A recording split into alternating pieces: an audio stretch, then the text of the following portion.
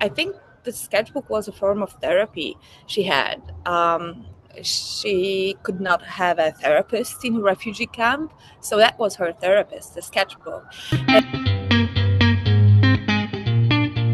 I am at First of all, I'm absolutely so thankful today to be speaking to Agnieszka Zwiefka, the director of Silent Trees, premiering at Slam Dance this year. Agnieszka, thank you so much for the time. I appreciate it so much. Thank you for having me. Absolutely. This is such a beautiful, beautiful film. Such well, I mean, I'm moved. Just watching the film is incredibly moving. Why did you want to tell this story? How did you come to know Runa and her family? When the refugee crisis in Europe started at the eastern border of European Union, I really felt I have to do something, whatever, to bring these stories into daylight. Because back then, our right wing government created a no entry zone on the eastern frontier of European Union, and the refugees were just stranded there. And it was the middle of winter. Imagine you spend many days, nights in a huge forest with really low temperatures, freezing cold, and you cannot enter Europe. You cannot go back because these people were used as human, weapons, basically, by Lukashenko and Putin, the totalitarian Belarusian and Russian leaders. And then European Union replied just in the same fashion, you know. Um, so I felt I had to do something about it. Helicopter above me. I'm so sorry for that. Okay. I hope it doesn't really. Yeah, No it's gone. worries. You're coming in great. No problem. So I felt really there is something to be done, especially that we could not bring these stories into daylight. We're not allowed to enter the zone, and not even medical aid was allowed. So I started to work as a volunteer in a refugee camp, and pretty quickly I realized that the best thing I can do is make a film. So when Runa and her family arrived there, I met them on day zero when they just came from the trauma of the things that were going on in the forest, and it was just like intuition I have to follow, and that's how it happened. It really is wonderful, or an amazing, amazing story, and so heartbreaking. I want to be careful to use the word amazing, but amazing because we don't hear about it. Yeah, I think the refugee crisis is being addressed in the wrong way. It's like it's usually about the crowds, the masses, the statistics, but no one cares about the crowds, that are far away. But I think people do care about single human beings, and we just wanted to put a face on the refugee crisis, give it a name. And in our case, the name is Runa. And you know what? I think that's part of the power of this film is this is one family story and yet so many family stories at the same time. Yeah, Um, and it couldn't be more timely in US. yes, absolutely, absolutely. This is such an important story to be told.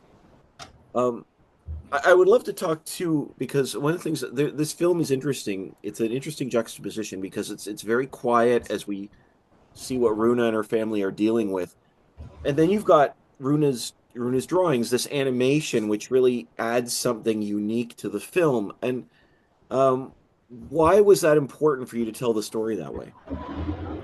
Because I think as documentary filmmakers, when we use the traditional documentary observational filmmaking style, there are a lot of limits to that. Like how do you show what a person thinks, what are their nightmares, their dreams, their hopes. Of course, they can address it in words, but I don't think words are as powerful as images themselves. And for me, it was very quickly for me, obvious that for Runa, the sketchbook she had in a refugee camp became kind of an escape from the daily hardships. It was a place where she could draw all the nightmares, all the horror that was going on in her head. And we came up with this idea to make her drawings come alive in the series of animated sequences, kind of depicting her mental state, something that you cannot film in traditional observational style, or you can, but you cannot go as deep as animation allows you to. And actually, in that spirit, I wondered about this, in your time with Runa and this family, because I was wondering if you see art as a way to deal with trauma, because we see, Runa's drawings help her tell the story, as you said, in an entirely unique way. But it Um, also helped her to deal with the reality. I think the sketchbook was a form of therapy she had. She could not have a therapist in a refugee camp, so that was her therapist, the sketchbook. It was given to her by another refugee from the camp, a Syrian animation film director, who encouraged Runa to draw. She just gave it to her and said, like, spill it out, whatever is in your head, in your heart, just put it on the paper. And it worked, because now that I will not spoil the end, hoping people will watch the film, but let's say that it's kind of a happy-ish end. So now that everything is more or less fine, Runa doesn't feel the need to draw anymore. oh, But that's interesting. back then, it was like she was drawing every day, especially when the worst things were happening in her life. She was drawing on the day her mother died. And a lot of these drawings from that day are actually incorporated in our animated sequences. Wow, that's incredible. I wanted to ask you too, because I mean, I can't even imagine. Like, this situation literally stuck between two borders. Can't Yeah. go forward. But I was wondering, what in your mind, after spending time with this family, what do you think it means to move forward when there's seems like there's nowhere to go? Yeah, I mean, I think they were like stuck like in a limbo. Even when they finally went through the border and ended up in the refugee camp, that's also a limbo. You have no idea what the future will bring. Will they be deported or not? It's life in constant threat. And you know, for adults, it's difficult. But imagine for a teenage girl, where like literally every day brings new challenges, and you have no tools really to cope with them. Because you're still a child, and yeah, so she was basically forced to grow up. And the amazing thing with documentary filmmaking is that I actually see now that I watched the film, and when we were editing, watching the rushes, we saw how she changed. That within over a year, her face changes from a face of a child to a face of a woman. And that comes not only with this year passing by, it comes with the burden that she was carrying on her shoulders. And without giving away the ending, there is that scene where she's sitting there and seeing a video of herself from a year or two ago or something, Yeah. and it's like, oh my goodness, how much has changed since then. Yeah. And Um, she is a completely different woman. yeah, She is a woman, not a girl right. anymore. I wanted to ask you about a line in the film, and I'm not sure if it's Runa that says it or somebody that says it to Runa. When they're sitting in a room, and a comment is made about there are good things behind bad things. Yeah. And I was wondering if with all of the trauma that's going on, with all the difficulties, with all the hardships, um, with this family, were you able to see, or are there good things behind bad things? Of course. I mean, this is like something we were looking for, but to bring this light in the darkness, because life is like that.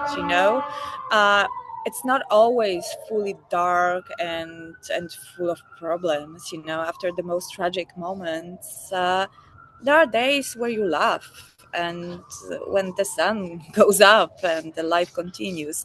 So we wanted to kind of balance that in the film to bring the lightness. And the kids are kids, you know.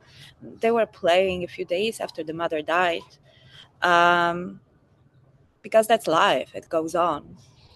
Yeah, that's what I mean. There's something beautiful. We're just as we sit with this family, there's nothing sensational about this film, and in the sense that this is a family just dealing with things one by one as they come. And it's such a remarkable testament to people's strength and adversity in these families, these kids, and bringing joy in the midst of trauma and all of these things. Um, And just I think it's also about the power of family, you know.